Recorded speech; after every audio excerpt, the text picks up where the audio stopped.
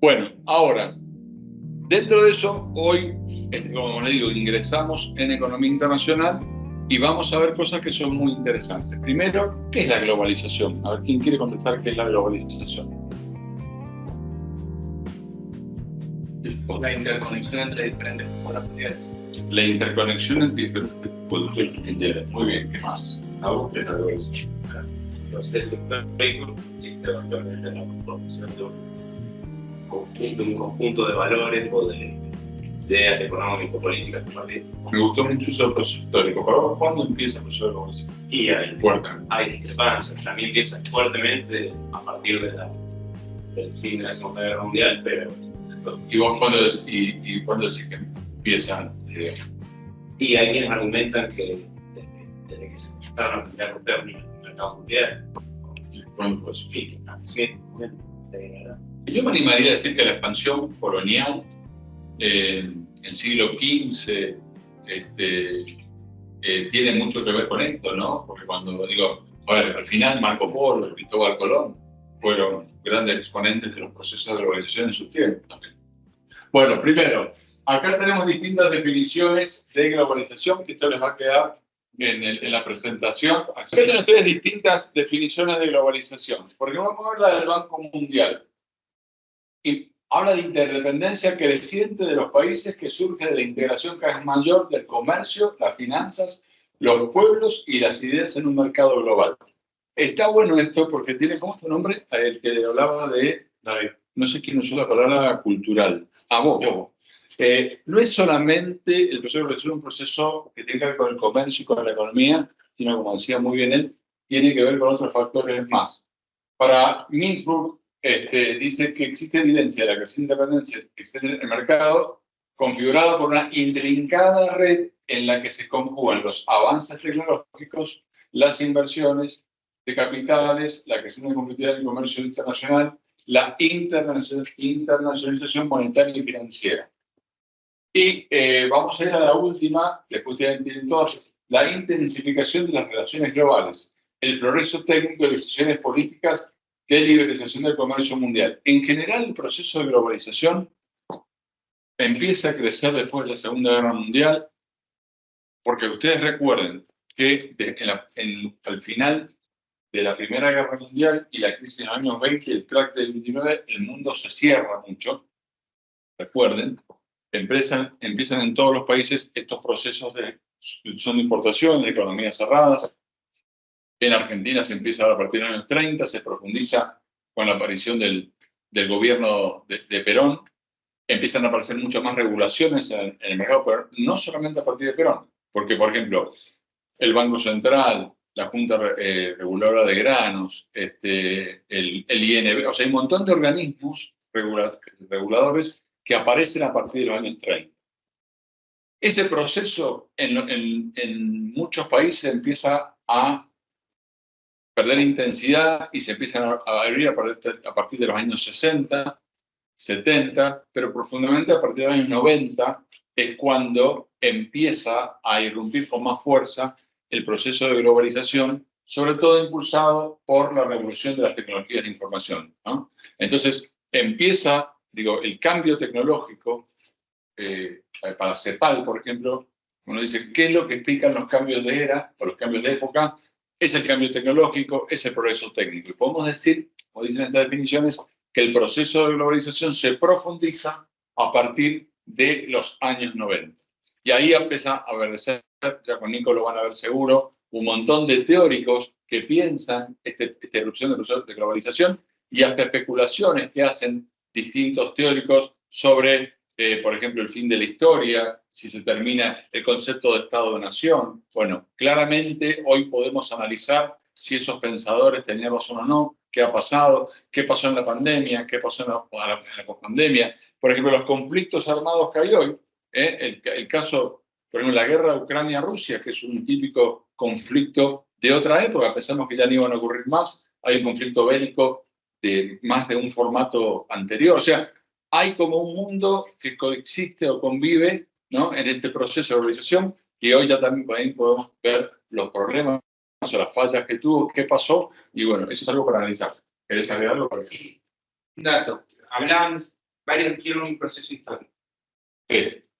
Obviamente el foco de los estudios de globalización está puesto después de la crisis del petróleo de los 70, donde cambia la economía internacional y empieza más el auge del neoliberalismo con dos grandes bisagras históricas. Uno es la crisis del petróleo de los 70, la segunda es la caída de la Unión Soviética.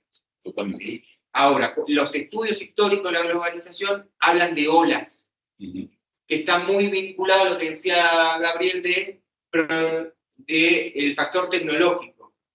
Cuando el mundo europeo dominó la tecnología marítima, tenemos una primera ola, la conquista de América. Primero fue el mercantilismo, después fue el liberalismo, digamos. No puede haber comercio internacional si yo no puedo comerciar con el otro. El primer gran desarrollo fue la navegación a vela global. El segundo, ¿cuál creen que fue? Piensen en la historia. Y el tren, la máquina de vapor. El tren, la máquina de vapor. Ahora, piensen ustedes, a ver, piensen en Argentina, piensen en el siglo XIX. Había pampa húmeda, había recursos que estaban ahí. Ahora, ¿qué hace que se transforme la economía? El ferrocarril, el barco refrigerado. ¿Por qué es importante esto? El telégrafo. Porque cuando la semana que viene analicemos y después analicemos Mendoza y después analicemos otras cosas, lo que llamamos logística, en el fondo es esto. Claro. Es qué mecanismo tecnológico yo tengo para llegar al mercado y que el mercado llegue a mí. Hoy es tan crítica la logística para la competitividad argentina como lo era en el siglo XIX o en la época de la colonia. Exacto. Y el tercer gran salto es la tecnología de la información. Cuando veamos cadenas globales de valor y cuando veamos la mayor cadena global de valor, que son los teléfonos, las computadoras, vamos a ver que la producción no se hace en un país. Que el nuevo componente que trae la nueva globalización es que en realidad ya no estamos hablando de un mercado internacional. Ya no estamos hablando de empresas internacionales, estamos hablando de empresas globales. Cuando yo era chico, les voy a dar un ejemplo que está muy bueno. En otras épocas, inclusive hasta cuando yo estudié, las empresas, fíjense, ustedes estudiaron seguramente historia de la economía argentina, los periodos de la economía argentina, no sé si leyeron, por ejemplo, a Ford o a que fue.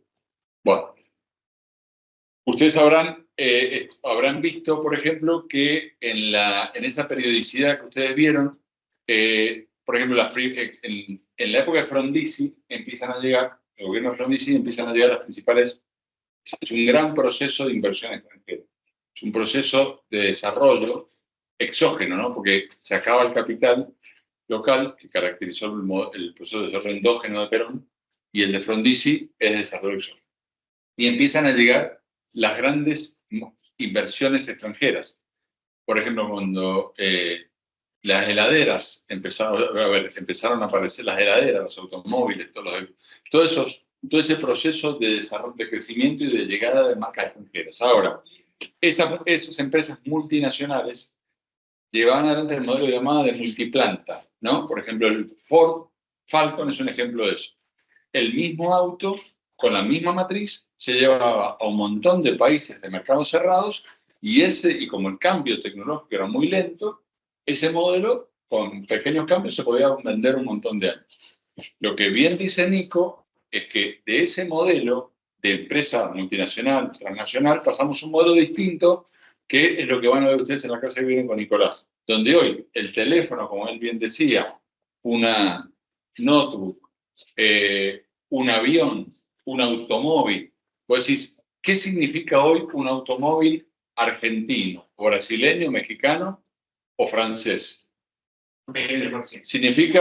Significa eso, ¿no? Y después van a ver con Nicolás también este tema de las cadenas globales de valor y cómo los países como los nuestros se localizan en general al principio de la cadena y no al final. O sea, esos países son los que finalmente, pero cuando te compras un iPhone, el iPhone donde puede ser ensamblado finalmente donde sea. ¿Alguna vez alguien se compró un iPhone de entrada. ¿Quién tiene un iPhone?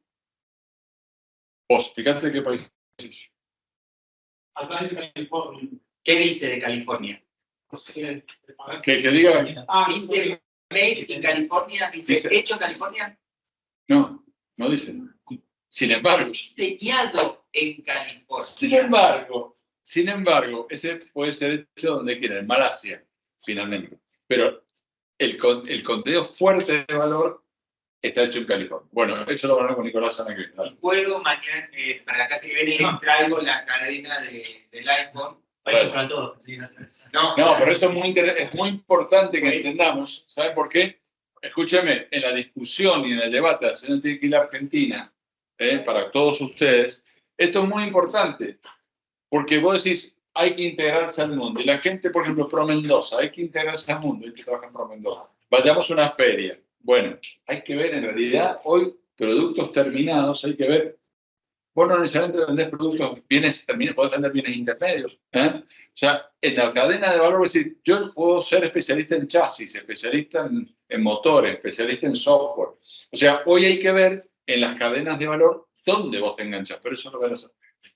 Sí, Yo haría una cosa muy breve con respecto a la globalización, si es posible. Sí, señor. Que era esto para prestar atención para la unidad, para empezar a ver todo esto de la perspectiva que vamos a adaptar cuando discutamos de política, en un par de unidades más adelante. Y es que usualmente en la discusión en torno a la mundialización, a la globalización, la idea de mundialización que anteponen los franceses. Que dice, bueno, usualmente hablamos de globalización como procesos en los cuales la naturaleza de las cosas cambian y se tornan globales. Los franceses dicen, bueno, la mundialización es en realidad algo distinto, es que esto no promueve todas partes al mismo tiempo, sino que hay una direccionalidad. Que también lo enfatiza el profe, lo que te decía recién con quién diseña qué. Dice, la mundialización es la proyección de un espacio de acumulación determinado, país, por ejemplo, hacia el resto del planeta, absorbiendo algunos elementos de ese resto del planeta. Es en el caso, por ejemplo, cuáles son los valores con los que hacemos globalización hoy, y bueno, vamos a notar que quizás tienen mucho que ver con la cultura liberal estadounidense, pero que absorben otros elementos. Hemos visto, cuando estudiamos cyberpunk, expresiones culturales locales, está todo mezclado con sushi, o te encontrás con incorporación de elementos de la cultura oriental, o japonesa específicamente. Entonces notamos diversas mundializaciones que coexisten dentro de un marco más grande.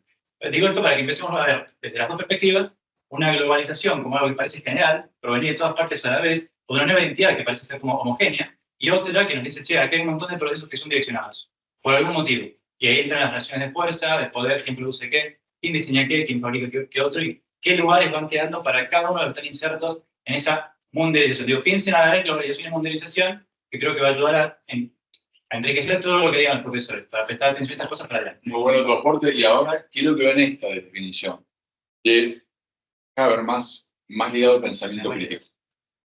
Globalización económica, globalización de los mercados financieros y expansión del mercado internacional de bienes, servicios y trabajadores. Ah, y sus aportes. Sí, perdón, me tengo que ir. Qué capo, ¿no? Gracias. Vamos a extrañar. Bueno, conforma una economía transnacional en gran medida que escapa al control de los poderes del Estado. Y aquí está el tema, ¿no? Acá está el debate de los Estados-nación. El debate del poder de los Estados-nación frente al proceso de globalización, que es un debate sumamente interesante. Y después, dale. Después, fíjense que Habermas retoma el resto de los procesos que estamos hablando. Sí. Hay una globalización cultural, sí. Hay una globalización en el medio ambiente. Lo que estamos viendo es los efectos del cambio climático prácticamente en cualquier parte del mundo. Es una globalización del medio ambiente, de las comunicaciones, de las luchas. ¿Por qué la retomamos? Porque básicamente hoy estamos en una necesidad, o que es lo que concluye Habermas, de que estamos en una sociedad internacional que es una especie de estado de naturaleza. Los politólogos que ya han estudiado doctrinas 1, ¿quién hablaba del estado de naturaleza?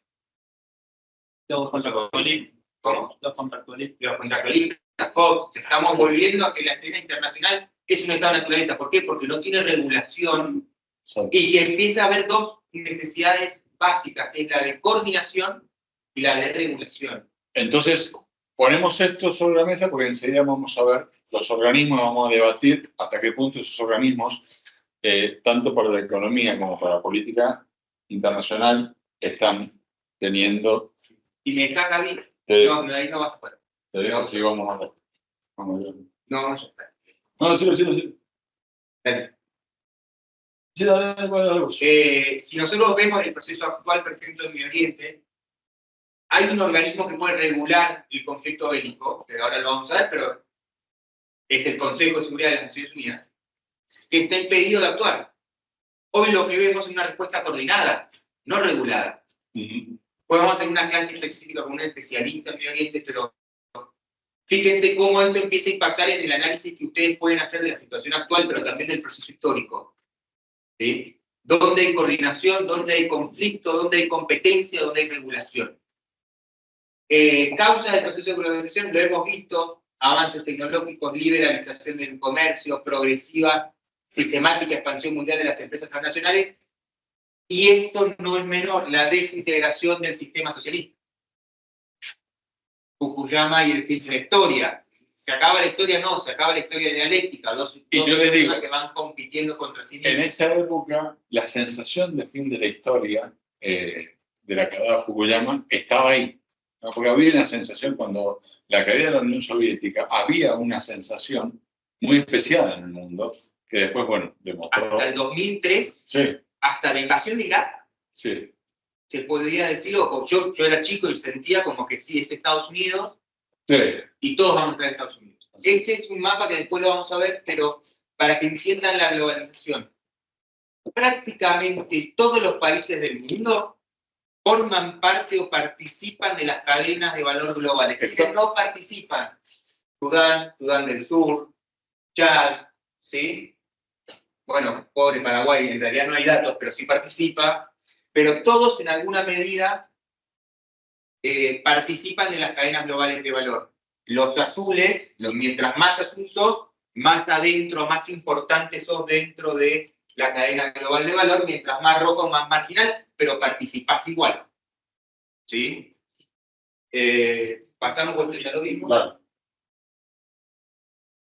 Características del proceso de globalización. Esto está tomado de Naum Ginsburg. 1. Ya lo hablamos, reducción de los costos de transporte y de la barrera de comercio internacional. Acá lo vamos a dejar en paréntesis, pero lo vamos a abordar bien en la clase. Pero este es un tema que tengamos muy en cuenta, ¿no? Como los costos de transporte y logística y la reducción, obviamente también cambia la configuración del comercio y de la economía internacional. La migración internacional de mano de obra calificada y no calificada. Ustedes estudiaron factores de la producción, ¿no? Y este también es un tema que es fundamental, que es importante, porque, bueno, esto, a ver, acentúa... Bueno. A ver, migración, obra de mano calificada y no calificada. Tenemos ejemplo de mano de obra calificada.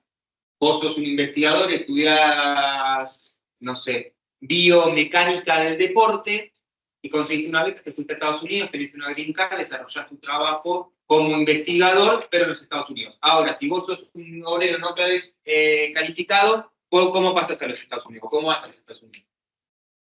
De contrabando. Saltando el muro y escapando balazos.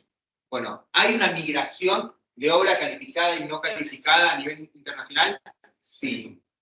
¿Son las mismas condiciones que se le ponen a la obra de mano calificada y a la no calificada? No. No. Bueno. ¿Alguno analizó irse a vivir a Australia o a Nueva Zelanda? Sí. ¿Sí? ¿Cómo es el sistema de visas? No particularmente Australia o Nueva Zelanda. Para ir a vivir afuera, sí. Bueno, Australia y Nueva Zelanda, ¿cómo? Es el Work and Holiday. Sí. Y que tienen problemas si vas en Australia, creo que... Es el Work and Holiday, que es un programa... Bueno, es esto. Es eso, pero además de eso, bueno, igual hay más cambios todavía, porque con el avance inclusive tecnológico se descentraliza inclusive la contratación de mano de obra, y hoy ya ni siquiera hace falta hacer trasladarse. Y un tema que... Pero perdón, por esto que estoy diciendo de la realidad de la empleabilidad actual, también sigue, digo, como que se sigue configurando permanentemente este tema de, como dentro del factor de la producción, el factor trabajo, ¿no? Porque, digo, es... ¿Quién no conoce a alguien que trabaje para el exterior? Que es de Mendoza. No, dice, ¿alguien conoce a alguien que trabaje para el exterior? Claro, eso es todo negativo. Los confundí con la pregunta. Y quiero que marquen esto, aumento de I+D+I. ¿Qué es I+D+I? Investigación, desarrollo e innovación. El aumento de la investigación y desarrollo que se va a dar, y cuando veamos cadena de valor, obviamente los lugares más desarrollados, va a ser lo que va a terminar impactando en el desarrollo de nuevas tecnologías, en el desarrollo de nuevos procesos. ¿Sí? Entonces, van viendo cómo todo se va conectando dentro de un mismo proceso. Y hay un teórico muy viejo, ¿verdad?, que se refiere a Michael Porter, muy viejo, que a partir del cual surge esta teoría de que en el mundo no solo compiten empresas, sino sistemas competitivos. No solamente cuando vos decís, esta región, esta empresa es competitiva, porque además está dentro de un sistema, de una región, y compite una región contra otra. Y entonces, lo que dice Nicolás, por eso es tan importante la innovación y la inversión en ciencia y tecnología. ¿Por qué? Porque esos sistemas son más competitivos cuanto más innovación tienen. Bueno, vamos a... Vale. Volvemos entonces a la idea de cooperación y regulación. Ahora, entonces, primera parte de esta clase, intentar, primero, revisamos un poco qué hay que saber para estudiar economía internacional. Segundo, intentamos entender que de lo que hablamos al final es de globalización. Hicimos muy rápido esto de poder explicar este tema de conceptualizar un poquito la globalización. Hay un montón de cosas para leer de esto y además es muy interesante ver qué se pensó en aquella época. Hablo de fines de los 90, los años 90, fines de los 90 sobre todo, o después de la caída del muro de Berlín, 90, principios de siglo. ¿Y qué es lo que hoy se piensa sobre esto? Ustedes habrán escuchado hablar del libro El desencanto de la globalización, y todo lo que se ha escrito sobre todo lo que ha pasado con el proceso de globalización. Hay cosas por las cuales hoy podemos decir, hicimos bien en ser optimistas y también hicimos bien en ser pesimistas. Por ejemplo, hay conceptos que vienen de los años 60, este concepto de dualismo estructural, de la diferencia entre ricos y pobres, de todo lo que se estudió tanto durante muchos años. Bueno, podemos decir que el proceso de globalización los agudizó, ¿no? Así que, pero bueno, eso lo dejamos ahí. Ahora vamos a este punto 4. Volvemos a la idea de cooperación, regulación, conflicto. A partir de ahí empieza lo que se llama el sistema multilateral. Básicamente, en principio son estados negociando con otros estados. ¿Pueden identificar los momentos históricos de estas tres fotos? ¿Cualquiera de ellas? A ver, ¿quién puede identificar esa foto? La conferencia de Yalta. Conferencia de Yalta. La del medio. Está en blanco y negro, sabemos un poco más vieja. Claro, imagínense. Y la otra es una pintura. Y la otra es una pintura. Conferencia de Versalles, 1919. Es la famosa foto de Versalles. Conferencia de Berlín, 1884. ¿Por qué? Son los tres momentos donde se disparan sistemas internacionales que buscan regular las relaciones entre los estados, moderar los conflictos y coordinar acciones. En la primera, 1884, tenemos el surgimiento del imperialismo, la división de África, y pateamos un conflicto durante 30 años. ¿El conflicto se extingue? No, estalla con la Primera Guerra. Pero acá está el punto máximo de un sistema económico, que es la segunda revolución industrial, y un acuerdo entre las provincias de cómo nos íbamos a repartir el mundo, la economía, los países, la población, las líneas de comercio. Estalla el proceso en la Primera Guerra Mundial y hay un segundo intento de orden internacional, que es la Conferencia de Versalles. Ahí se crea una sociedad importante, ¿alguno la recuerda? La Sociedad de Naciones. Sociedad de Naciones. Y hay un organismo que todavía subsiste de esa creada. ¿Saben cuál es? ¿No? No. La Organización Internacional del Trabajo se crea finales de la Primera Guerra Mundial, se crea por primera vez un organismo supranacional encargado de administrar las relaciones entre los estados. Eso todos sabemos qué pasó. ¿Tuvo éxito? No. No. ¿Qué pasó? Que Alemania se sale y después. estalla la Segunda Guerra, la salida de la Segunda Guerra, en la conferencia de Yalta, ¿qué se crea? La ONU. Entonces empezamos a tener organismos multilaterales que van a hablar de regulación económica y comercial, paz y seguridad, gobernanza internacional o temas específicos. Y después también tenemos distintos alcances, pueden ser globales, la ONU, la Sociedad de las Naciones, pueden ser regionales, OEA, Unión Europea, o pueden ser bilaterales y multilaterales. Puede ser 4 o 5 que nos juntamos y hacemos algo. Por ejemplo, la Organización Internacional Vitivinícola.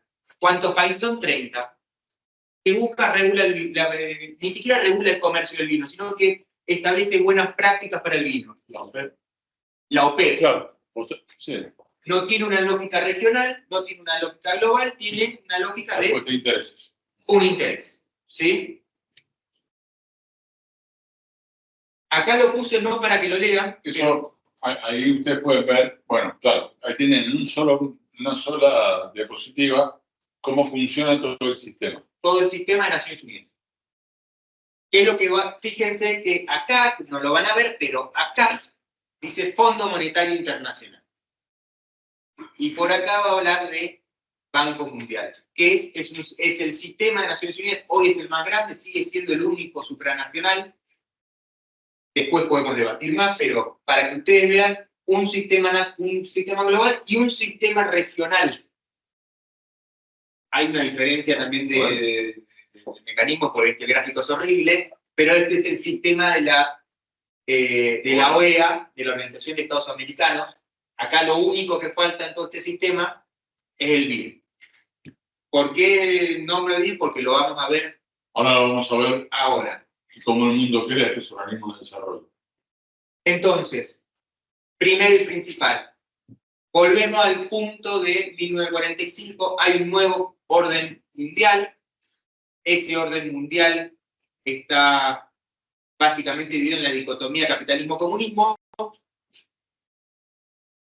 Pero empezamos a trabajar desde el punto de vista económico en 3 temas. Obviamente acá, esto que vamos a ver ya es desde el punto de vista más del mundo capitalista, porque digamos, son los que empiezan a regular. El mundo socialista se mueve por otro lado y después se integra en los 90 y se termina de integrar con la integración de China a finales de los 90 en la OMC. Pero básicamente empezamos a trabajar en regulación económica internacional, en el comercio, en las finanzas y en el desarrollo. Cuando hablo de desarrollo estamos hablando de obras de infraestructura, know-how para, no sé, agricultura, cooperación, ¿sí? Se llamó todo este nuevo sistema económico internacional, se llamó el sistema Bretton Woods. El sistema Bretton Woods básicamente funcionaba en base a 4 organismos: OMC, FMI, Banco Mundial y el Sistema de Naciones Unidas. El Sistema de Naciones Unidas tiene distintos organismos para la promoción del desarrollo. Es interesante, que quiero decir, ahora mientras habla Nicolás, vayan pensando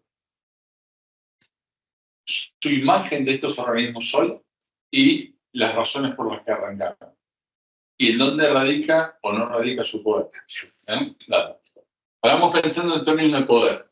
Vamos a ir viendo específicamente esta que vamos a ver, pues esta unidad es económica, entonces nosotros hicimos esta introducción para focalizarnos en la economía, pero hay una, por ejemplo, de todas estas que es técnica, que es la OMC. La OMC, que en realidad se crea en los 94, que viene del GATT, es la única que es técnica, que regula comercio. ¿Regula qué comercio en los países? No cómo se comercia. Y regula el comercio y regula también las sanciones que puede haber. O sea, el mundo está regulado por la OMC, esto empieza con el GATT y después viene la OMC. Pregunta básicamente, por ejemplo, ¿quién compró alguna camisa o alguna pieza de ropa en Chile? ¿Me pueden decir respecto del precio de Argentina cómo lo vieron? No es más accesible para negociar, menos arancel. Las políticas arancelarias. Bien. Bueno, lo que en la OMC está regulado el comercio, entre otras cosas, de textiles. ¿Y cuáles son las políticas dentro del protocolo OMC que los distintos países van adoptando? se generan, entre otras cosas, diferencias en los precios en 200 kilómetros de distancia. ¿Sí? ¿Eso quiere decir que los países pueden hacer cualquier cosa con su comercio exterior? No. Si hacemos cualquier cosa, la OMC te dice, esto, no lo puedes hacer. Si yo te demando, privado u otro Estado te demanda, hay sanciones que los países tienen que cumplir. ¿Alguna vez escucharon hablar del CIADI? ¿Qué es el CIADI? Y la Corte Penal, ¿no? Es comercial. Soluciona las controversias de contratos que se dan en la ¿Eh? No, No, Renta eso Fresca es es una una jueza jueza de un tribunal de New York. de New York. Esto es un lugar donde se resuelven las controversias comerciales. ¿Alguien escuchó la palabra dumping? Sí, ¿Qué es el dumping? una práctica no habilitada, que es el vender por debajo del precio para fundir a la competición y después... Muy bien. Entonces, en las relaciones comerciales en el mundo se empieza con el GATT, que viene del General Agreement of Trade and Tariffs. Empieza con el GATT y termina en esto. Lo que busca la OMC es regular el comercio en el mundo. Si, por ejemplo, yo tengo una política, imagínense, por ejemplo, una política, ¿se puede subsidiar las exportaciones? ¿Yo puedo subsidiar las exportaciones? No, está prohibido por la OMC. Yo puedo, por ejemplo, tener esta práctica de agarrar y decir, yo voy a vender en el mercado interno más caro para poder subsidiar el precio al que vendo en el mercado extranjero. Está prohibido por la OMC. Por ejemplo, durante muchos años hay prácticas de utilización, las prácticas internacionales, por ejemplo, vos hablabas de la OIB. La Argentina durante mucho tiempo, pues te comprabas un vino, un Borgoña, te comprabas un Chablis, te comprabas un champán. Y esas son indicaciones geográficas de otros países, prohibido utilizarlas. Te comprabas un queso Roquefort. Esos son. Entonces, el comercio mundial necesita regulaciones para poder funcionar. Y tiene mecanismos de salvaguardia. Exacto. Si yo cometo dumping, hay un mecanismo que a mí me permite que ese producto tenga una tasa que no lo haga tan barato. Si yo utilizo la denominación de origen controlado, yo hago en Mendoza un Borgoña, me van a denunciar y lo más probable es que me cierren el establecimiento porque yo no puedo hacer Borgoña en Mendoza. Porque me cierren los mercados que yo quiero vender. O por ejemplo, también existe en el mundo, apareció lo que llaman dumping social y dumping ambiental. Por ejemplo, que yo logre bajas de costos porque bajo salarios bajos y por ahí puedo ser competitivo gracias a eso, o porque tengo una política extractiva de deterioro del medio ambiente y así logro ser más competitivo. Ahora, esto a veces funciona, a veces no funciona. ¿Y por qué por ahí no funciona? Porque a los países centrales no les interesa que funcione. O a los países en general. A ver, un país periférico, con tal de recibir inversiones, quizás resigna determinadas condiciones socioambientales. Un país rico, para importar bienes más baratos, resigna a tomar esas políticas de dumping social ambiental. O sea, más allá de todo esto, obviamente el mundo responde a intereses y no siempre se cumple. Bueno, después, organismos financieros, todos conocidos. Para quiero hacer una pregunta que tenía ganas. ¿Por qué tiene tanto poder el FMI? ¿Quién sabe? Antes de avanzar me encantaría hacer una cosa. ¿Quién? Vieron que tiene poder, vieron que siempre habrán visto las manifestaciones que dicen fuera el FMI. ¿Alguien acá le parece que el FMI? ¿Que alguien quiere el FMI? ¿Ah? Pero, ¿alguien tiene afecto por el FMI? ¿Alguien siente afecto? No, en serio. Por ejemplo, yo siento mucho afecto por Messi, porque me gusta el fútbol. ¿Alguien siente afecto por el FMI? ¿No hay nadie que siente afecto por el FMI? A nadie dice, che, gracias al FMI soy feliz. Claro, I love FMI. I love cristalina. ¿Alguien haría un cosa que diga I love FMI? Bueno, ¿por qué? ¿Dónde radica toda esa serie de toda la oposición, no al ajuste, no al FMI, fuera FMI, todo eso? ¿Por qué hay tanta bronca? Porque puede imponer políticas al país que toman crédito. ¿Por qué? ¿Por qué? ¿De dónde viene su poder? Primero, ¿para qué nace el FMI? Eso también es verdad, pero ¿por qué nace el FMI? Para crear la moneda, teóricamente. ¿Por qué nace el FMI? Para ayudarlos, parece que. Para la realizar Segunda Guerra Mundial. El FMI nace después de la Segunda Guerra Mundial para regular el funcionamiento del sistema monetario internacional. ¿Por qué? Porque había muchos desajustes en esto que yo expliqué al principio, balanza de pagos, había muchos desacoples entre los países, se generan grandes crisis. Entonces, para evitar esas crisis financieras de los países, se crea un organismo que busca justamente asistir a los países cuando tienen problemas. Es buenísimo el FMI. No entiendo por qué la gente no lo quiere. Si lo que hace es ayudar a los países. El organismo de última instancia. Vos te quedaste sin guita, nadie más te presta. Está buenísimo, es como tu tía. Mira cómo tener una tía rica, que cuando te quedas sin guita, tía, mirá, me quedé sin un mango. Pero la tía viene y te dice, nene, la próxima vez, en vez de salir todos los viernes, no, peor, salir una vez por mes. Peor que eso. Te presto, pero con condicionalidades. Entonces, el poder del Fondo Monetario Internacional, por el cual nadie lo quiere, es por las condicionalidades, pero las condicionalidades podrían ser hermosas. Decir, mira, hijo, andá, yo te doy plata para que salgas, pero lo único que te pido es que antes de salir te comas un helado. Sí, bueno, dale, tía. No, en realidad las condicionalidades tienen que ver con determinada mirada que tiene el Fondo Monetario Internacional de cómo hay que llevar adelante los que llaman los ajustes estructurales. ¿Para qué? Porque ellos tienen una mirada de cómo se hace una economía sana. Y ahí viene el poder del FMI. Entonces, bueno, y después tenemos los organismos de fomento, ya los vamos a ver. Vamos a pasar rápido a esto. OMC. El que nunca entró en las páginas web de este organismo, por favor, entren, por favor. Entren, porque más allá de Es la manera de entenderlo. ver, lo primero que van a ver en el FMI, cuando abran la web, que debería haber tomado una captura de pantalla, no lo hice, mala por mí, es qué bueno que soy yo que ayudo al mundo a crecer. Y lo primero que se ve en el Banco Mundial es un agricultor de Ghana que está cosechando. Lo más probable Gracias al FMI. es que el Banco Mundial esté financiando al productor de Ghana. Pero pará, y acá, ¿quién dijo? Él. ¿Y más? Juan Manuel dijo lo de la tasa. La tasa de interés más baja en el mercado mundial, en los préstamos, es la del Fondo Monetario.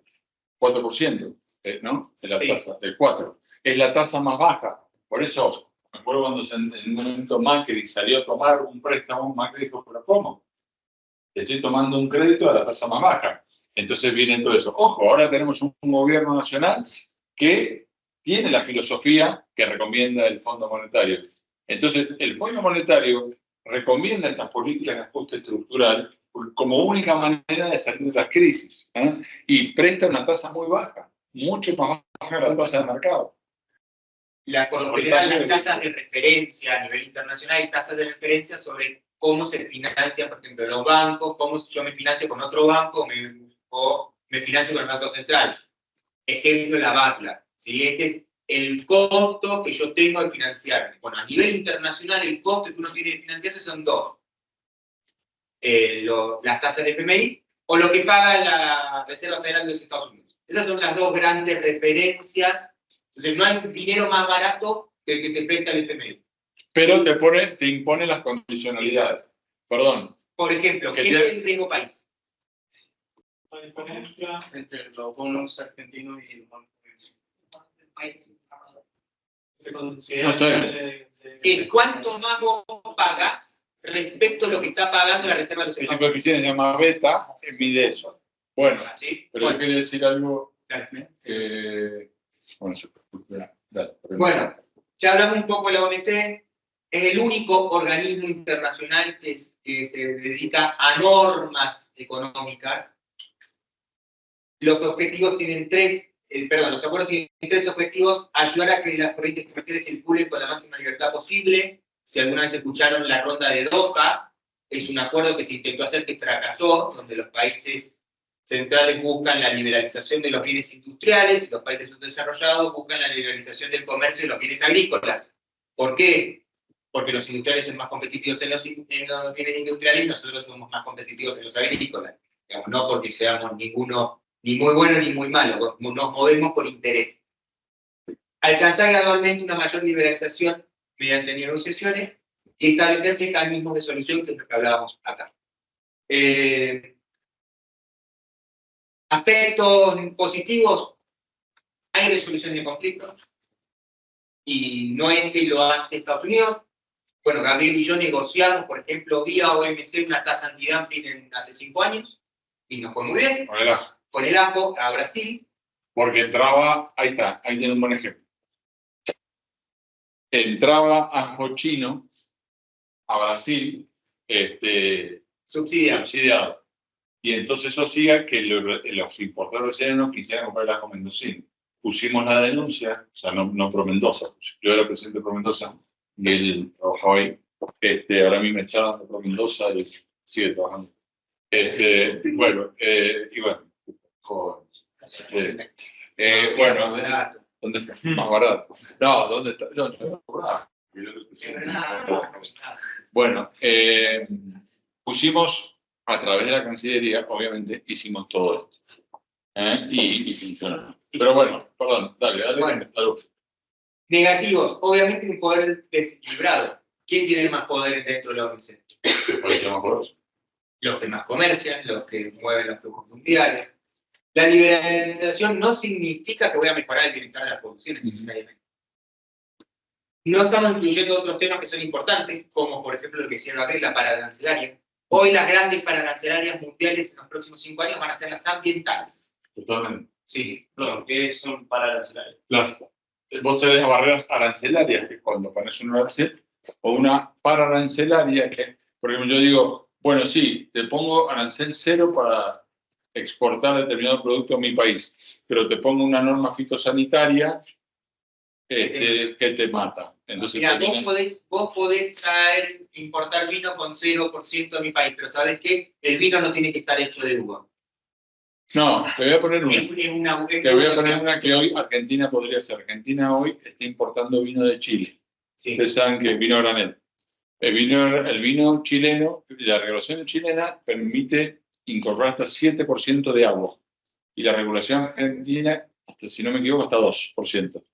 Yo podría decir, está habilitada la importación de vinos a granel de Chile con 0% de arancel, quisiera, pero tiene que tener hasta el 2% de agua. Certificado. Obviamente, ese vino no existe en Chile, no podría ingresar. Y hay formas de medirlo, por supuesto. Entonces, la barrera arancelaria, lo que te hace, te pone una barrera. Lactosa. Vos tenés que exportar carne libre de lactosa. Sí, claro. En los frutos está lleno de barreras arancelarias. En los frutos. Por ejemplo, las telas, vos tenés desde el grosor del hilo a los componentes de las tinturas. Claro. ¿Sí? En las etiquetas de los vinos también, digamos, todo lo que uno come, bebe o se pone puede tener distintas normativas técnicas para bloquear el comercio. Bueno, y rigideces lo que se tiene. Vale.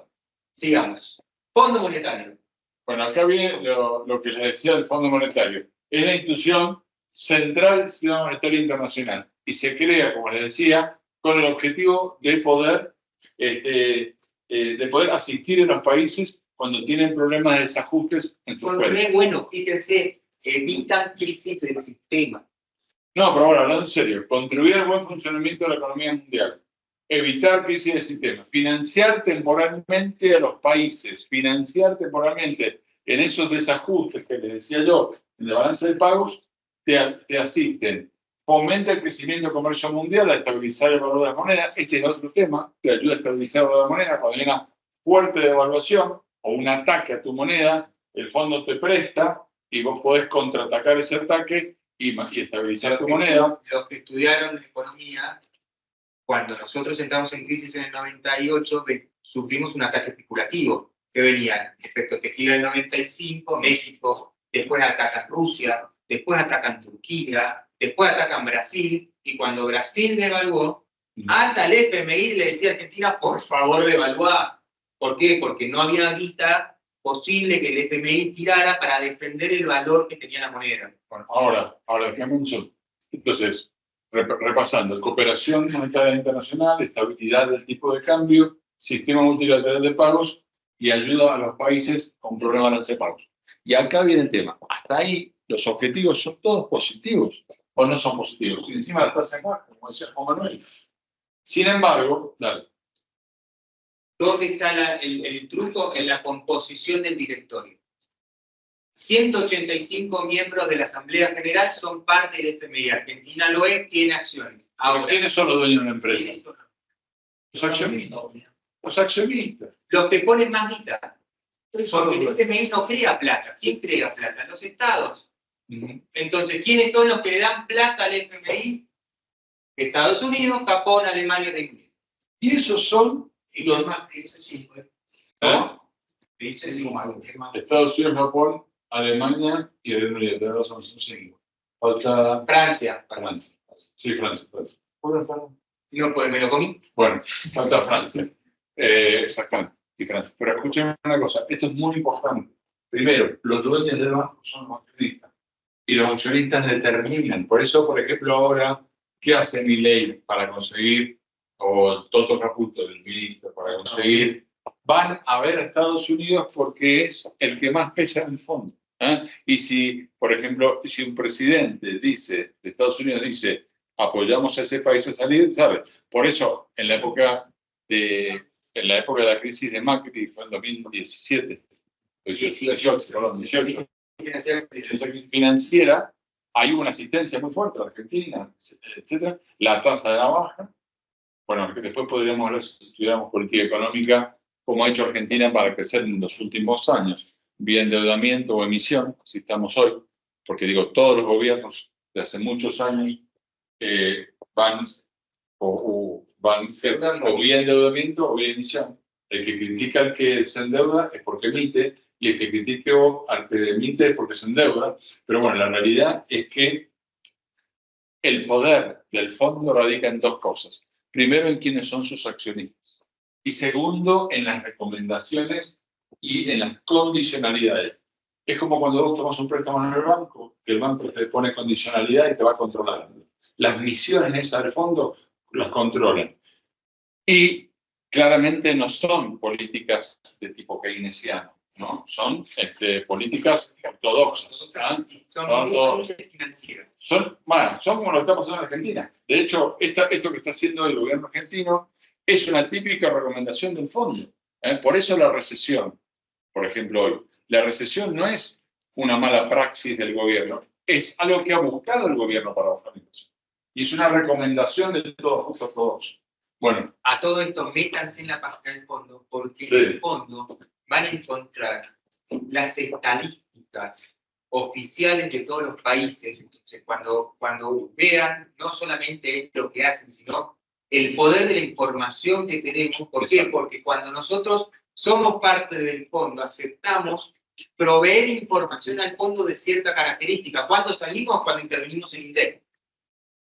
Pero mientras tanto, uno puede ver lo que pasa y la información que tiene el fondo para la política pública central. Bueno, factores positivos y negativos ya lo hemos visto. Avancemos. Banco Mundial. ¿Cuál es la diferencia entre el Fondo Monetario y el Banco Mundial? Los dos dependen de Naciones Unidas, los dos tienen 185 países miembros, los dos tienen, acá donde comía Francia, tienen a los 5 miembros más importantes del mundo occidental como principales accionistas. ¿Cuál es la diferencia entre el Fondo Monetario y el Banco? La finalidad.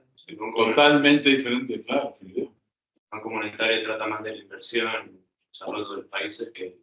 El Banco Mundial trabaja el tema del desarrollo de los países, con dos ejes centrales. Uno, la infraestructura. Por eso van a ver incluso acá en Mendoza obras financiadas por el Banco Mundial. Canales de riego. Por ejemplo, todo el sistema de intervención de canales de riego en Mendoza se ha hecho a través de préstamos del Banco Mundial. Y que tienen tasas muy preferentes. ¿No? La ayuda a los países pobres. 25 o 30 años después los planes se renuevan.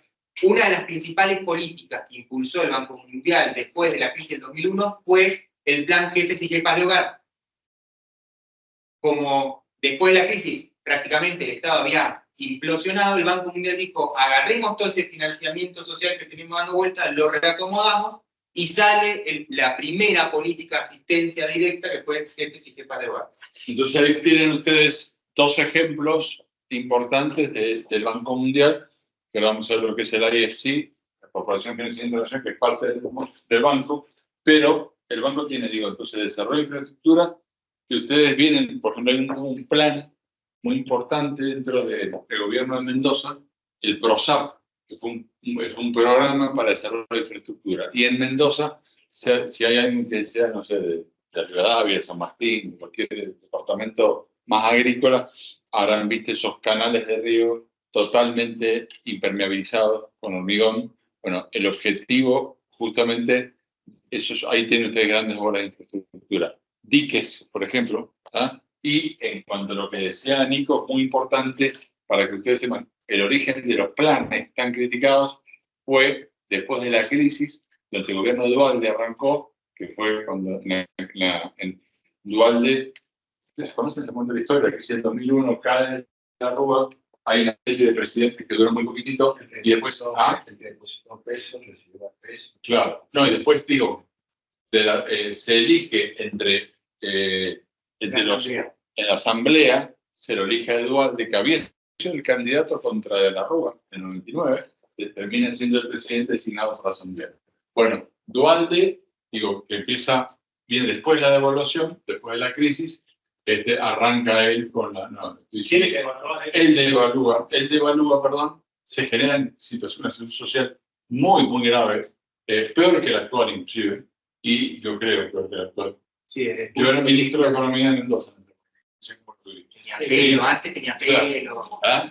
Yo era ministro de Economía de Mendoza en esa época, ¿se acuerdan? Que se vayan todos, la gente, había un eslogan, que se vayan todos, y yo era encima ministro de Economía. Bueno, quiero marcarles esto. Sí. ¿Qué hace el banco? Da préstamos y donaciones, Sí. Pero el objetivo es el desarrollo sostenible y la reducción de la pobreza. ¿Cuál es la agenda que está atrás del banco? La Agenda de Desarrollo de Naciones Unidas. Los objetivos de desarrollo sustentable, la Agenda 2030. Entonces, cuando ustedes ven el financiamiento del Banco Mundial, van a ver cuestiones de sustentabilidad, van a ver cuestiones... O sea, fíjense que la lógica es totalmente distinta, pero los accionistas son los mismos. ¿Sí? El equivalente al Banco Mundial, pero en un organismo regional, es el Banco Interamericano de Desarrollo. Me imagino que esto es un poco más conocido. ¿Alguien me puede contar una obra financiada por el BID? Y en la canción. Muy bien. Parate Palomino. La Ruta 82. ¿Y qué tiene de bueno endeudarse con el Banco Interamericano de Desarrollo del BID? Son muy buenas tasas, hay periodos de gracia, son largos, a veces te dan donaciones. ¿Ah? ¿Cómo? Bueno, por ejemplo, cuando se financió el túnel de Cacheuta, Sí. 2016, había un componente de ese préstamo que era para el túnel de Cacheuta y otro componente que, cuando estábamos con Gabriel, lo usábamos para promover exportación. Totalmente distinto a un túnel, pero nosotros podíamos financiar a empresas que estaban empezando a exportar. Son de consultores que ganan plata, un montón de plata gracias a todo esto. Es un negocio. Un negocio. Que entra en el BID, chicos, Ser consultor de los organismos internacionales, les digo. es una cosa divina. Viajan, salarios espectaculares. No, eso si sos funcionario. Pero si encima sos consultor, digo, ser consultor del BID está bueno. Anótenselo como posible práctica profesional. Más allá del chiste, No, ser no, funcionario del Banco Mundial o del BID realmente es un nivel de desarrollo Ser profesional consultor, muy porque alto. miren, yo dirigí un plan nacional de desarrollo del turismo del BID del 2007-2011, con fondos del BID, pero no era un préstamo, sino era el FOMIN, dentro del BID, es un organismo que da donaciones. Bueno, recibimos el dinero y parte del dinero nos obligaban a contratar consultores. Y los consultores venían casi de un registro que tenían de consultores. No era que yo te pueda contratar a vos de consultor. Entonces, la verdad que y ganaban muy bien. No, todos esos consultores. Así que bueno. Bueno, esta foto se me fue, pero quiero que veamos algo. Los países en azul son miembros del BID. Y no son todos de América Latina. por más de que no sean toda América Latina. Europa Occidental, Japón, son miembros del BID, aportan dentro del BID. Israel es miembro del BID, pero no son solamente latinoamericanos. Ahora, los países prestatarios, o sea, quien puede recibir el financiamiento del BID, es de México para abajo. ¿Sí? Y aparte, a diferencia del Banco Mundial, los países latinoamericanos son críticos en la conducción del banco, porque tienen el 50%. ¿Por qué sí y por qué no? Se puede ser parte. Bolivia calculo que no puede recibir. ¿Quién? Bonos, ahí Bolivia. No, sí, sí. Esto es grupo 1, grupo 2, que no tiene nada que ver con la capacidad de... Países de América Latina pueden- Y hubo un acuerdo no escrito hace algunos años donde el presidente del BID siempre era latinoamericano. Se rompió. Que se reunió en la época de Trump con, ¿cómo? Con Claudio Gordon, que es un cubano americano que asumió la presidencia. Es la primera vez que hay un no latinoamericano. Y hay otro consenso no escrito que el Banco Mundial está dirigido por un americano y el FMI por un Por europeo. un europeo. Es un acuerdo no escrito, ¿no? Habitualmente el BID lo conduce un latinoamericano, el Banco Mundial un norteamericano y el FMI un europeo. Bien, integración económica. Integración e integración económica. En este mapa van a ver algunos bloques económicos existentes. Algunos, no todos, pues está desactualizado. Pero si se fijan, gran parte de la geografía mundial está dentro de un bloque comercial. O sea que resolvió acordar y cooperar con otros países. Cuéntenme qué bloques comerciales o uniones de países conocen. Mercosur, NAFTA, no me acuerdo cómo es el de los árabes. ¿Cómo? No te escucho. OPEP. ¿Qué más? La Unión Europea. La Unión Europea. Bueno, la integración económica, nosotros vamos a estar viendo integración económica en este módulo, es un proceso que tiene 2 o más países, por supuesto. Va a haber una integración comercial, puede haber una integración monetaria, ya lo vamos a ver. Pero, por ejemplo, cuéntenme un ejemplo de integración comercial y uno de integración monetaria. La Unión Europea comunitaria. Bien. ¿Y quién me dijo integración comercial? NAFTA, como decía recién, que no se llama más NAFTA. NAFTA, Mercosur, SACU, que está acá. Que había los distintos grados de integración. El BRIC. No, eso es un mecanismo de integración más político Claro. que económico. O sea, porque nosotros ahora estamos mostrando más, como estamos en la unidad económica, con Mario, seguramente han visto el tema de integración política, si no, pregúntenle No, más el todavía tema no. BRIC. Muy bien, pero eso te da una bien integración. ¿No lo vieron? Mario aparte es especialista en BRIC. Los procesos pueden ser económicos, pueden ser políticos o pueden ser de ambos, no son lo mismo. Unión Europea es un proceso económico y político, Mercosur es un proceso económico y político, pero después tenemos solamente políticos, UNASUR, ¿sí? Después tenemos solamente económicos, OPEP, SACU, que es el área de Unión Aduanera de África del Sur, EFTA, que es el área de libre comercio que expande la Unión Europea, o sea, hay países europeos que no son Unión Europea. Ejemplo, Suiza. Pero hay libre comercio y movilidad de gente entre Suiza, Alemania, Italia y Francia, que son miembros de la Unión. ¿Qué es diferente al espacio de Schengen? ¿Cómo? ¿Qué es diferente al espacio de Schengen también? No es que es lo mismo. A ver, la Unión Sí. es, lo vamos a ver, pero vos, básicamente vos en la Unión tenés 27 países que tienen una estructura similar, que no necesariamente tienen la misma moneda. Pues, por ejemplo, cuando el Reino Unido era parte de la Unión Europea, no había adoptado el euro, pero sí tienen una misma política comercial, una misma política de relaciones exteriores, tienen una política de defensa común, empiezan a tener políticas en común. Aparte de eso, tienen un acuerdo económico. El acuerdo económico comercial es más grande que los países de la Unión. Entonces, vos hoy tenés 2 grandes grupos, Unión Europea y EFTA, pero entre los dos, casi desde el punto de vista comercial, el movimiento de personas no hay ningún tipo de de barrera. O sea, si yo agarro un auto en Cádiz, no, o, ¿cuál es la ciudad más al sur de España? Cádiz puede ser. Algeciras. Algeciras, y llego manejando hasta Finlandia, puedo. Y nadie me va a parar y nadie me va a decir que usted está entrando en otro blog. Y no voy a hacer 8 horas de cola como hacemos acá. Ahora, vos tenés la siguiente diapositiva, la de grado de intervención. Pero es importante decirle que esto es estudiado ya, pero Balazs en el 61 propone esta clasificación que es esta es la clásica clasificación que se usa de proceso de integración, que van desde la zona de libre comercio, que es un área formada por más de un país, en la cual lo único que se busca es eliminar aranceles y demás barreras comerciales. Este es el caso del NAFTA, que ahora tiene otro nombre a partir de, pero no importa, del NAFTA. Los países de Norteamérica, Canadá, Estados Unidos y México no son países con un grado de integración alto. Simplemente tienen un acuerdo de libre comercio, que sobre todo es empujado por Estados Unidos, porque acuérdense del fenómeno de las maquiladoras, ¿lo conocen? ¿Qué es las maquiladoras? ¿Qué son las maquiladoras? Las maquiladoras. Estados Unidos descentraliza parte de su proceso de producción del otro lado de la frontera de México, con lo cual tiene estándares, tiene salarios más bajos y estándares ambientales también más laxos.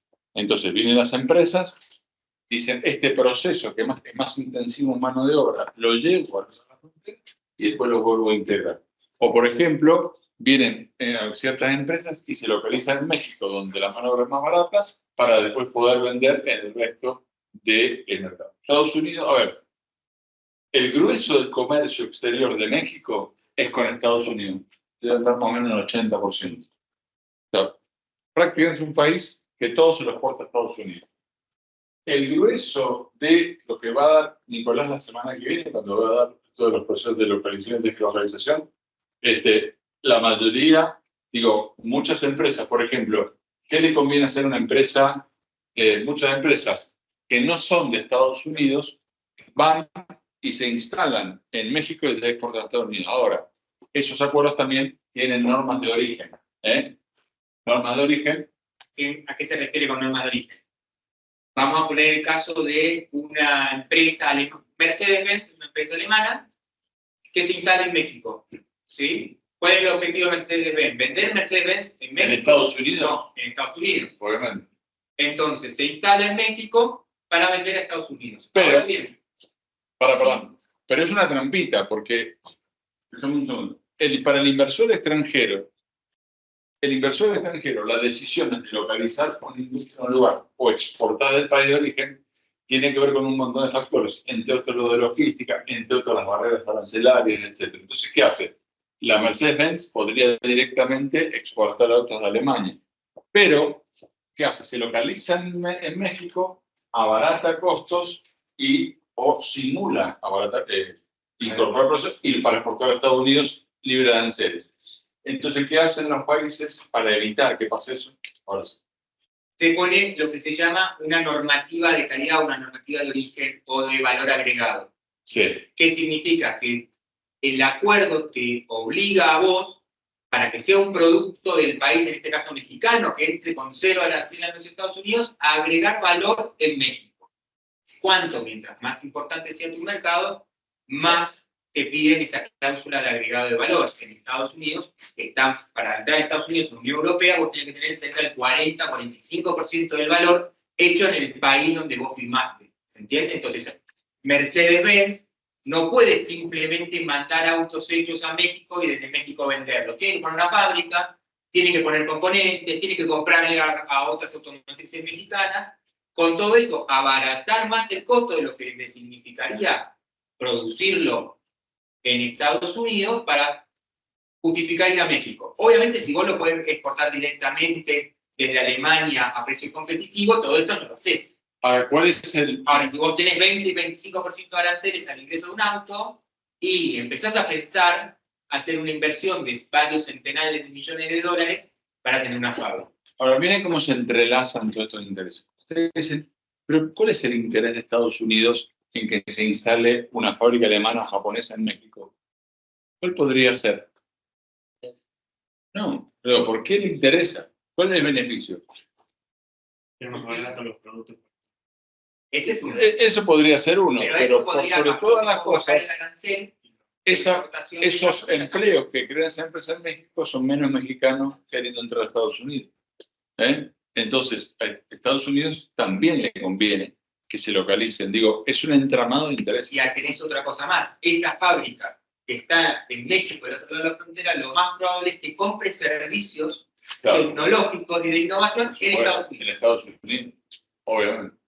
Y como viene Estados Unidos, no me suma, no me resta ese 30%. Claro, es probable que ese origen, el tapizado, no sé, y otras cosas más, digo, que ciertas cosas de menor sofisticación sean de un país y otras de mayor sean del otro. O sea que, digo, la realidad del comercio internacional es muy importante, esto que nosotros lo veamos, para que entendamos cuando discutimos comercio, economía internacional, de qué estamos hablando, ¿no?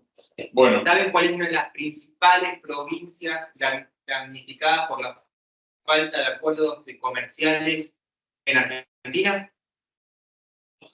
Mendoza. ¿Por qué?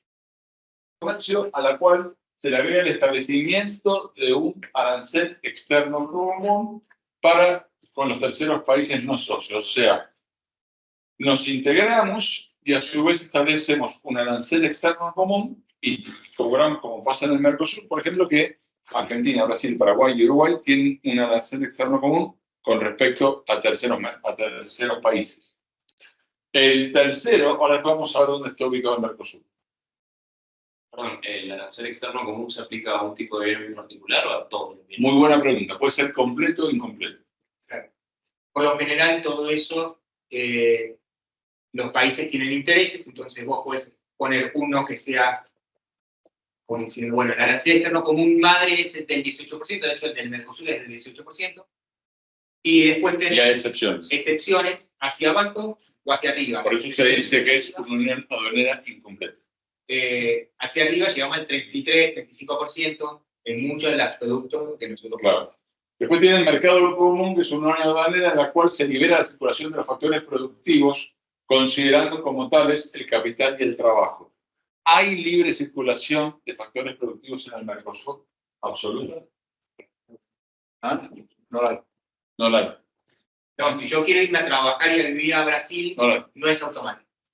No la hay. Por eso es que somos una unión aduanera incompleta y no somos un mercado común, que era el objetivo original. No, por eso. Es relativo, pero... Es relativo, los capitales tienen más circulación, pero hay mucha reglamentación que impide el movimiento de gente, por ejemplo, el movimiento físico. Si vos sacás un camión cargado a Brasil, tiene que volver vacío. Después, la Unión Económica añade de la forma anterior cierto grado de armonización de políticas internas y la cesión parcial de soberanía por parte de los países de órganos de jerarquía supranacional. Esto es importante, porque yo fui parlamentario del Mercosur, ¿no? Y ustedes podrían decir que yo fui igual que un parlamentario de la Unión Europea. No, de ninguna manera. Porque la Unión Europea ha hecho, ahora vamos a ver en el último grado de integración, ha hecho los países esta cesión de soberanía, que no han hecho los países del Mercosur. Con lo cual, ese organismo que yo integré, no podía dictar ningún tipo de proyectos de ley, porque no tenía poder supranacional. Entonces, esto es importante porque el Mercosur, que tiene como 3 órganos, su órgano legislativo no tiene... Bueno, es importante entonces, la unión económica determinaría que estos países tienen una armonización de políticas que nosotros no la tenemos. Primero, por ejemplo, no tenemos ningún tipo de coordinación de política monetaria, de política fiscal, ni siquiera a veces de políticas fitosanitarias. Porque nosotros también, otra cosa que peleamos mucho bastante por Mendoza, era para que hubiese unas políticas fitosanitarias comunes. Yo presenté proyectos en el Parlasur para crear un organismo, si usted ahora escuchará del SENASA, bueno, para que hubiera un SENASA regional. Eso es otra de las debilidades del Mercosur, que no las tiene, por ejemplo, la Unión Europea. Y finalmente la unión total, que es la etapa más profunda de integración, donde se implican políticas culturales, sociales, fiscales y la unión monetaria. Ejemplo, un banco central, una moneda en común, etc. La discusión hoy es si la Unión Europea es una unión total. Algunos te dicen que sí, porque hay euro, porque hay Banco Central Europeo, porque hay Parlamento, porque hay política social comunitaria, y otros te dicen no, porque la política fiscal cambia, la parte fiscal de los países no es integrada. Pero podemos decir que es la Unión hoy con mayor internacional. Y porque cuando fueron hacia la Constitución, cuando salieron la Constitución para llegar acá, la Constitución fue rechazada por Francia, Bélgica. Entonces dieron un paso atrás y hoy los análisis hablan que la Unión Europea está en algún lugar entre Claro. Unión Económica y Unión Total. ¿Sí? Ventajas de la integración, hemos hablado bastante, el aprovechamiento de las ventajas competitivas, mayor mercado interno, o sea, cuando yo me integro, la primera ventaja es que el vecino termina siendo parte de mi propio mercado. Yo debería poder vender en Brasil también como vendo en San Luis. ¿Sí? Obviamente hay mayor diversificación de artículos, precios, bajan los precios. ¿Cuáles? Los costos. Y bueno, hay un montón de empresas y de trabajadores que pueden ser bastante afectados, porque si yo me pongo a competir, por ejemplo, con una industria mucho más avanzada que la mía, ¿qué va a pasar? Va a fortalecerse la más avanzada que la mía. Hay muchos europeas, hay mucho con la integración de España, Portugal, la parte sur de Italia, Grecia y el este, versus los estados más industrializados, norte de Italia, Francia y Alemania, donde las industrias o se reconvierten, se reciclan o se mueren. ¿Sí? ¿Por qué? Porque están compitiendo contra un tipo que hace las cosas mejores, más baratas, más bonitas. Existe un peligro de una desviación del comercio. ¿Qué puede llegar a pasar? Che, mi principal socio comercial es tal, pero como yo me alié con Brasil, estoy como perdiendo mi principal socio comercial. ¿Ustedes saben cuál es el principal socio comercial de Mendoza? China, sí. No. Brasil. China no entra en el top 6. Es Estados Unidos. Entonces, si yo veo solamente vino, Mendoza vino, y me pongo la visera del caballo, yo quiero un acuerdo de libre comercio con los Estados Unidos. Si le vendo mucho más vino de lo que le vendo a Brasil. Esto estamos hablando de desviación. ¿Sí? ¿Exportamos vino? Sí. Es tu principal cliente. Nuestro principal cliente. Hoy Brasil supera a Estados Unidos, pero a Brasil estoy exportando máquinas, agua, Incluidos, es primero Estados Unidos, segundo Brasil. No, segundo Reino Unido. Segundo Reino Unido, tercero Tercero cuarto Canadá. Pero la importación, el principal destino de más exportación en general es Estados Unidos. No, No, ahora es Brasil. Acaba de pasarlo a Estados Unidos por poquito. Por eso dije vino. ¿Sí? Mi principal socio comercial es Estados Unidos, Estados Unidos tiene una característica muy especial, como porque es un país, es el único país productor de vino que además es un gran importador de otros vinos. Porque la mayoría de los países productores, los franceses toman vino francés, los argentinos vino argentino, los italianos vino italiano, pero particularmente Estados Unidos es un país productor, un país importante, productor, creo que el cuarto, y consume también, es uno de los principales países importadores de vino. Está empezando a pasar eso con China. China Sí. se va a convertir en los próximos 5 o 6 años en uno de los principales productores de vino. China tiene 500.000 hectáreas plantadas. Tiene el doble que Mendoza. ¿Ah? Bueno, No, está bien. Pero. No, el doble que Argentina, perdón. El doble que Argentina. integración financiera e integración monetaria. Ya hablamos con integración monetaria. A ver, hoy el sistema financiero está integrado, es global. Hoy desde su teléfono usted puede comprar el bono, la acción que quieran, del país que quieran, pero no tenemos integración monetaria. El único caso que tenemos, hay dos casos, uno es la adopción monetaria, por ejemplo, Ecuador, que se dolarizó, pero no se integró, y el otro es el euro. Es el único caso de integración monetaria que nosotros tenemos para ver. ¿Cuáles han sido los beneficios? Y bueno, que hay una región que comercia con la misma moneda, que tiene costos similares, que tiene flujos similares, obviamente elimina casi todas las incertidumbres. ¿Cuáles son los costos? Son básicamente los costos de soberanía. España, si tiene una situación particular, no puede devaluar su moneda para hacerse más competitivo. ¿Por qué? Porque tiene el euro. Si España cuando vino la crisis, se estalló la burbuja en 2008, que España venía creciendo mucho, la primera medida económica que muchos países adoptan para hacerse más competitivos es la devaluación. Yo devalúo, me hago más barato, comercio más. España no lo podía hacer, no podía devaluar su moneda. Aún así tuvo una salida de exportaciones brutal que ha llevado a que muchos países que competimos con España hayamos salido de los mercados por lo que han hecho. Quiero avanzar para llegar a...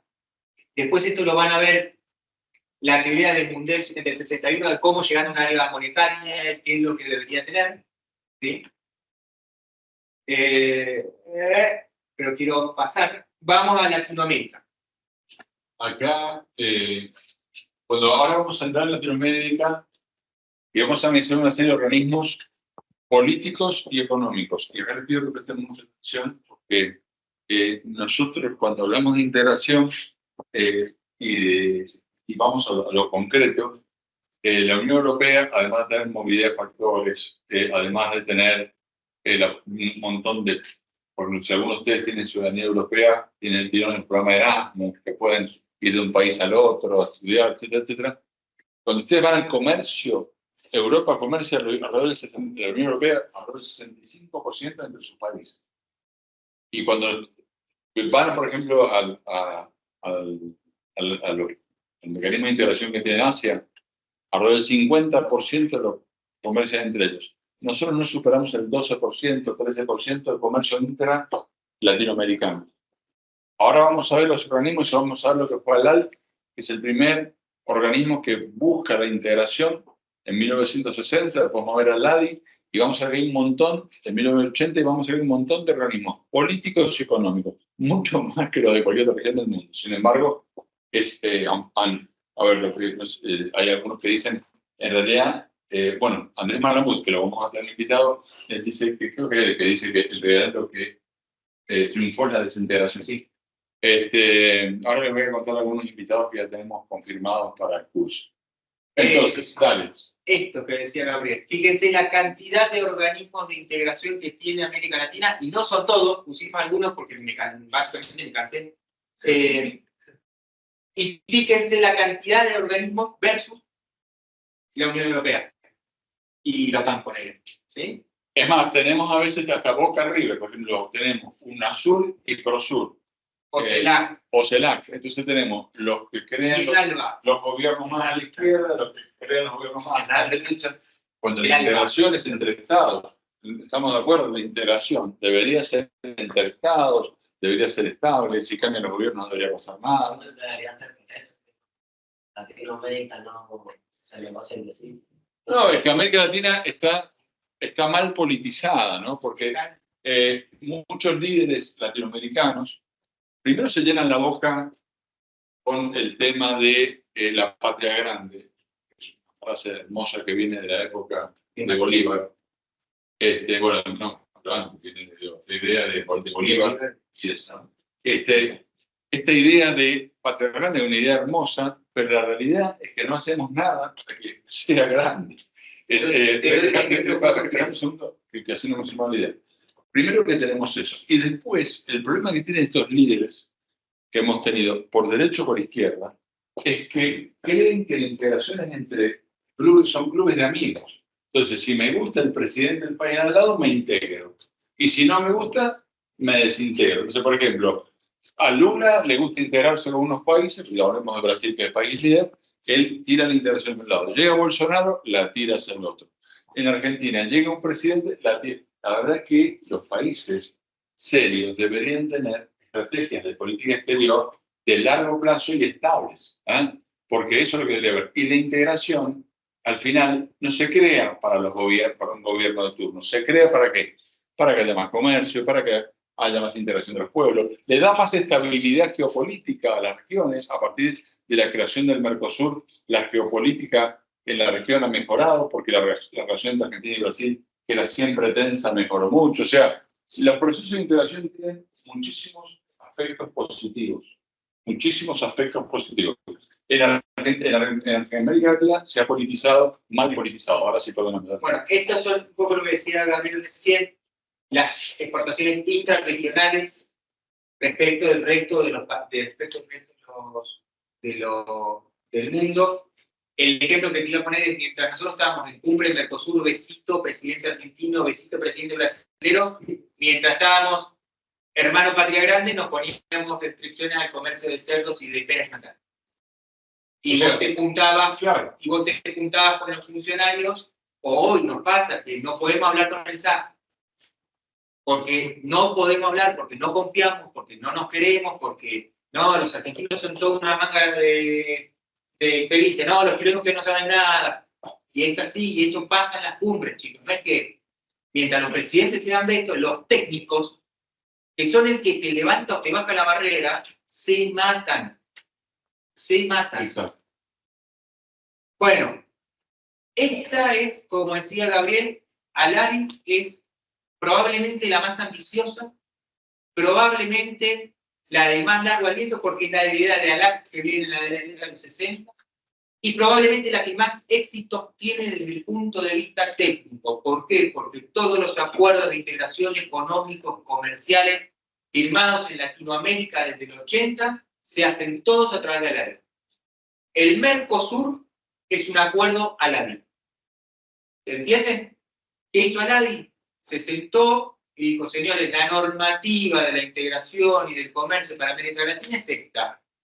Entonces, todo el resto de los procesos usan la plataforma Al-Hadi para integrarse.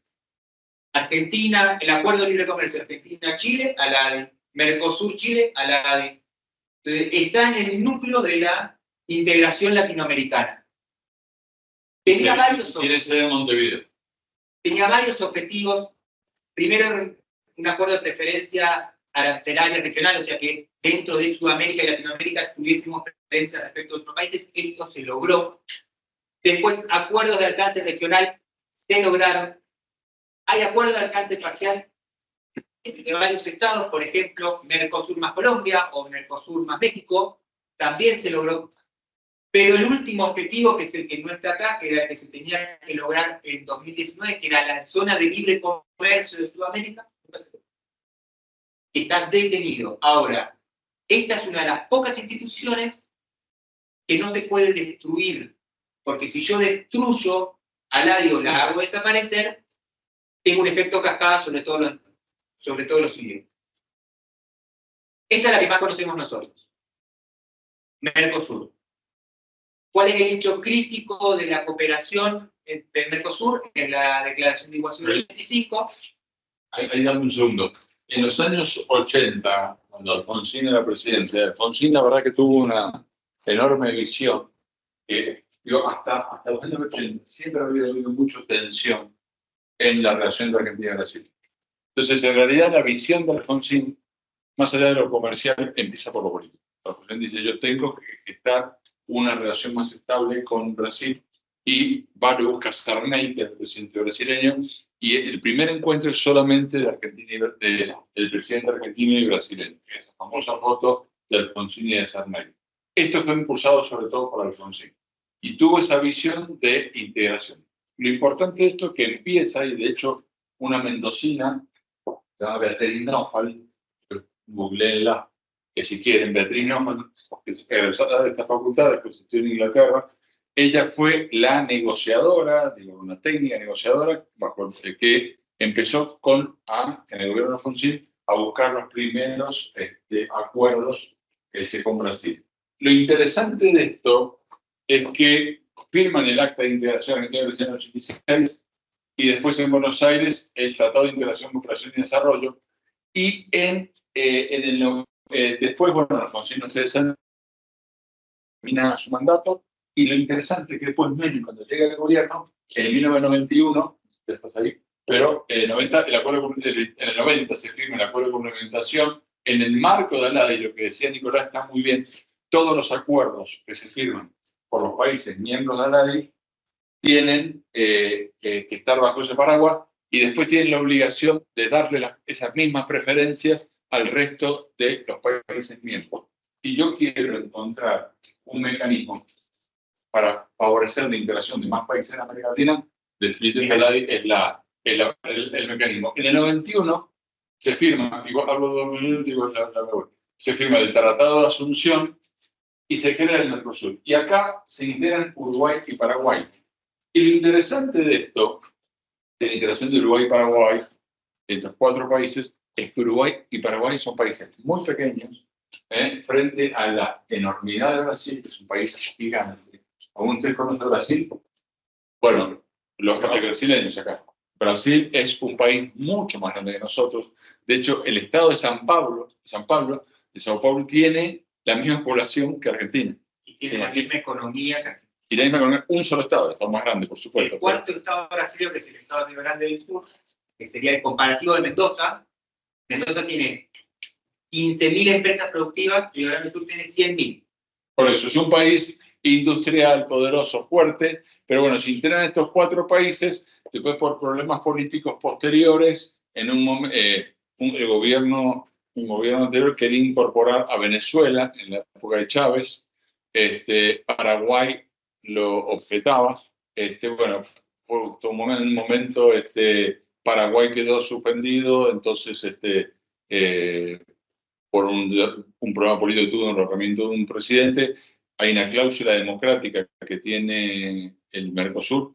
En ese momento aprovecharon para meter a Venezuela y después en otro momento, por la cláusula democrática, aprovecharon de vuelta para sacar a Venezuela. Pero fuera de eso está suspendido. Pero fuera de eso, esta ha sido la evolución del Mercosur, que nunca terminó de ser una unión aduanera completa. Eso es importante. Dale. Un tema crítico. ¿Cómo empieza la relación en el Mercosur creando confianza entre los gobiernos? ¿Qué es lo primero que abordan el gobierno argentino, el primer gobierno después de la dictadura, con el gobierno de Sarney, primer gobierno después de la dictadura? El conflicto nuclear entre Argentina y la competencia nuclear militar entre Argentina y Brasil. Yo los voy a abandonar y les voy a hacer una invitación. Los voy a abandonar porque saben que además yo soy vicerrector de la universidad. Y se le entrega un doctorado honoris causa a Santiago Kovadlov. ¿Saben quién es? Bueno, es un filósofo muy conocido, muy mediático, 100.000 videos en YouTube. Y hay 3 facultades que han tenido la iniciativa de darle el doctorado honoris causa ahora en el Salón de Grado de Ciencia Económica. Un tipo muy interesante, se lo da una conferencia ahora. Me tengo que ir porque tengo que estar en la mesa académica y tengo que llegar puntual. Así que, no sé quién... Terminamos y vayan. Si me quieren preguntar algo. ¿Les pareció interesante la clase? Sí. Bueno, nos vemos. Bueno, yo apuro así terminamos. ¿Preguntas hasta acá de Mercosur? Ahora que el ex parlamentario se va, pueden hacer la pregunta. Lo interesante es que el proceso de confianza que arranca entre Argentina y Brasil, después lo sigue extendiendo Menem, primera transición exitosa en democracia argentina desde 1928, primera entre 2 partidos políticos, y ahí se suma a Chile. Chile recién saliendo de Pinochet, se hace todo el trabajo sobre los hielos continentales, bajando la conflictividad militar fronteriza con Chile. Es lo mismo que hicimos con Brasil, otro gobierno, otro partido lo hace con Chile. Me encantaría que después hubiésemos hecho otras cosas, digamos, en esa misma perspectiva, pero después perdimos la visión estratégica de Mercosur. Alianza del Pacífico es probablemente el más exitoso en la menor cantidad de tiempo y el que más rápido después se estancó. Ustedes saben que en Latinoamérica tiene una cuenca atlántica muy industrial, una cuenca pacífica más que nada comercial, agroindustrial. Chile, Perú, históricos rivales, más Colombia, más México, deciden hacer una zona de libre comercio, avanzan brutalmente en muy poco tiempo, son una zona de libre comercio que mejor funciona en Latinoamérica, también protocolar, empiezan a negociar con el Mercosur y empiezan las crisis políticas en Perú y el proceso se detiene. Pero son el proceso de tratado de libre comercio más exitoso de América Latina. Y ahora venimos con el cachivache. Y el cachivache viene de izquierda y derecha, así que si a ustedes les gusta la derecha, pueden putear a la izquierda, y si les gusta la izquierda, pueden putear a la derecha. Hay para todos los gustos, señores. Primer cachivache, UNASUR. Voy a hacer una mención corta a lo que a mí me parece que fue lo más importante que tuvo el UNASUR en ese momento, histórico, fue la primera vez que en una única mesa se sientan todos los presidentes sudamericanos y hay una muy buena gestión de un par de conflictos políticos institucionales vinculados principalmente a Bolivia. Luego de eso, UNASUR se pierde. Ya con Samper, después cuando vino Kirchner, y lo último fue cuando lo bloquearon al Pilo Gordón, ex gobernador de Mendoza, ex embajador. UNASUR desde ese momento, en 2016, está muerto. ¿Por qué? Porque los presidentes dejaron de entender que la coordinación política era políticamente beneficiosa para ellos. Lo que más avanzó UNASUR fue en el tema defensa y en el tema infraestructura regional. Recuerdan el proyecto del Trasandino Central, bueno, todos esos fueron motorizados por UNASUR, lo mismo que el tema de integración de defensa. La CELAC es uno de los pocos que tenemos de integración. Esto responde bien a la lógica de Naciones Unidas. En Naciones Unidas Latinoamérica tiene una trayectoria de trabajar en conjunto, aunque nunca de la mano. América Latina tiene 3 lugares en el G20, México, Brasil y Argentina. Por lo general tiene un lugar en el Consejo de Seguridad, por ahí 2, pero no hay política coordinada. Se ha coordinado muy pocas veces. Una de ellas fue la posición latinoamericana respecto a la guerra de Irak, donde Chile y México representaron a todo el continente y hay distintos movimientos dentro de Naciones Unidas, entre ellos el de los 33 países latinoamericanos que crean CELAC. Es el único que coordina América Latina.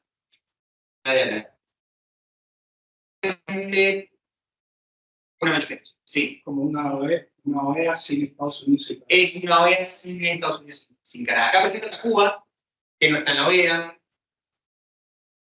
Esa la época de Chávez, para contrarrestar el tema del ALCA, que creo que vos mencionabas, era el acuerdo de libre comercio que quería Estados Unidos en base a OEA. Pero la verdad, a los hechos conducentes que se ha avanzado, acá, Cocoliches, me faltó el ALCA.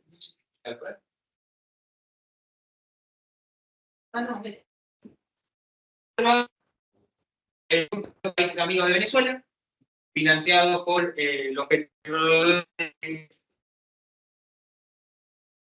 Prosur, el grupo de países no Venezuela, la respuesta por defensa.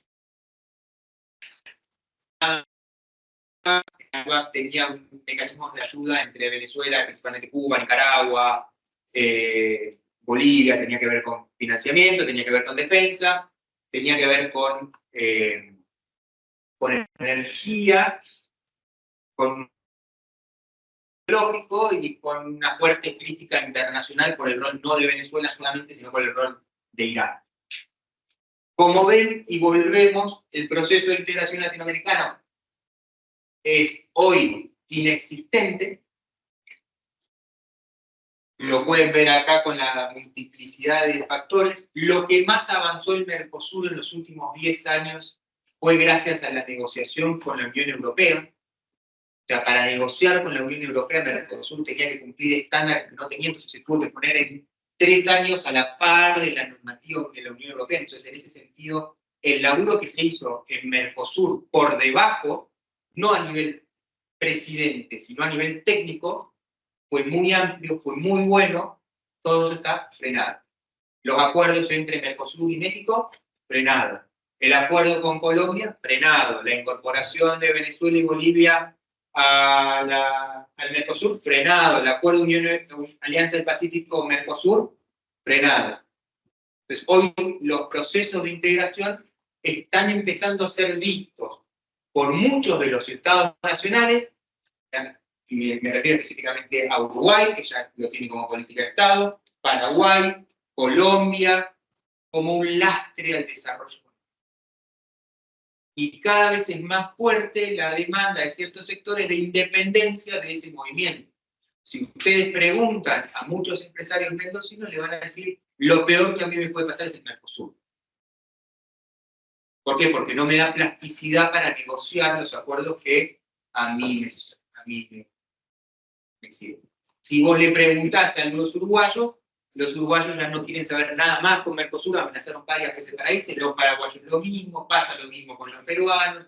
Estamos en un momento muy crítico, donde no solamente en Latinoamérica se ve en Europa,